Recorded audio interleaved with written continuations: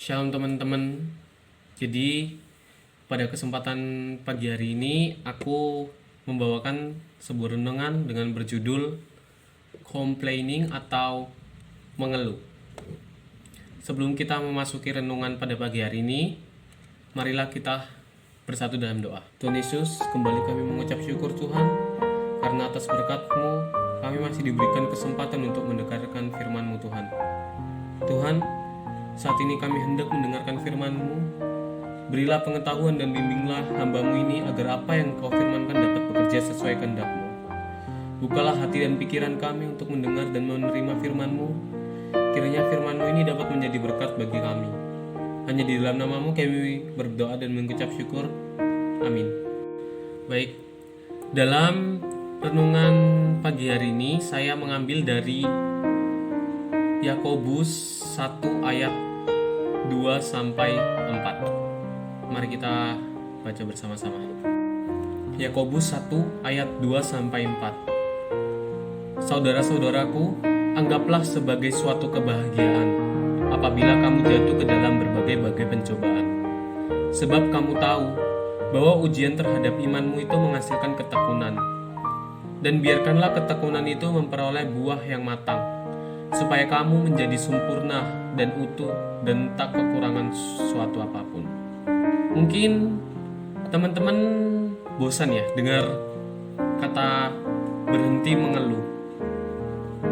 Berhenti mengeluh. Saya rasa kata ini kurang cocok untuk kita.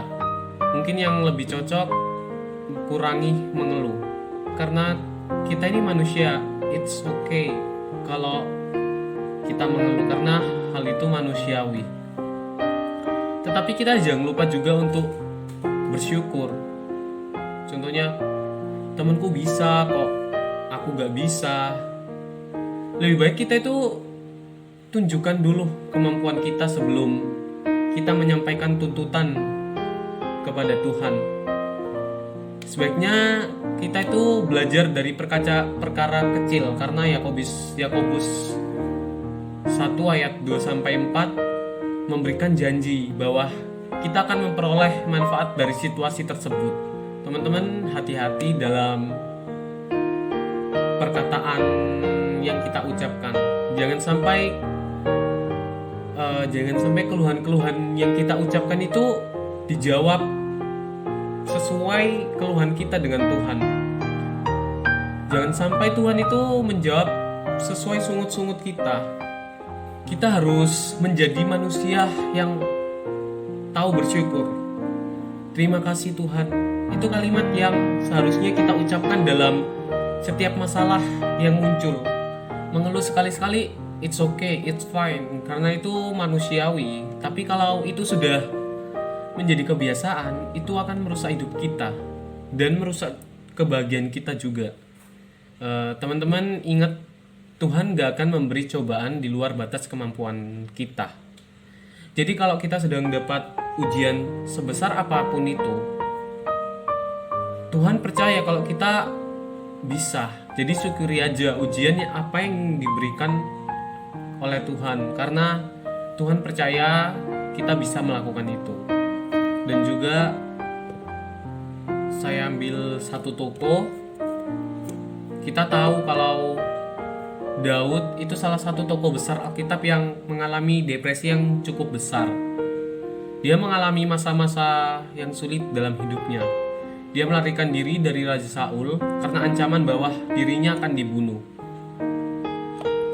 Di sebagian besar bagian kitab Mazmur bisa kita baca keluhan-keluhan dan keadaan Daud yang sangat putus asa. Dia memakai kata-kata seperti kewalahan, beban berat, tertunduk, terganggu, masalah dan kematian. Kata-kata yang menggambarkan bahwa keadaannya tampak sangat mengerikan. Tapi di beberapa bagian Daud tetap mengingat Tuhan. Daud tetap mengingat Tuhan itu adalah sumber harapan. Dari Daud kita belajar bahwa bagaimana kita perlu mengingat diri kita akan janji-janji Tuhan saat dalam keadaan depresi. Walaupun kita merasa keadaan tidak akan jauh lebih baik, kita bisa mengingat bagaimana Tuhan datang di masa lalu dan tidak akan pernah mengecewakan kita. Sekian dari renungan ini. Terima kasih.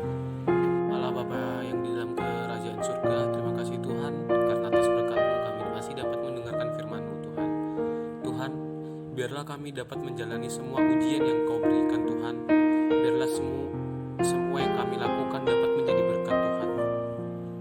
Seperti kisah Daud Tuhan, kiranya kami meneladani kisahnya Tuhan. Serta Tuhan, sebentar lagi kami akan melanjutkan kegiatan kami masing-masing Tuhan. Kiranya Engkau melindungi setiap kegiatan yang kami lakukan Tuhan. Hanya di dalam nama-Mu kami mengucap syukur. Amin.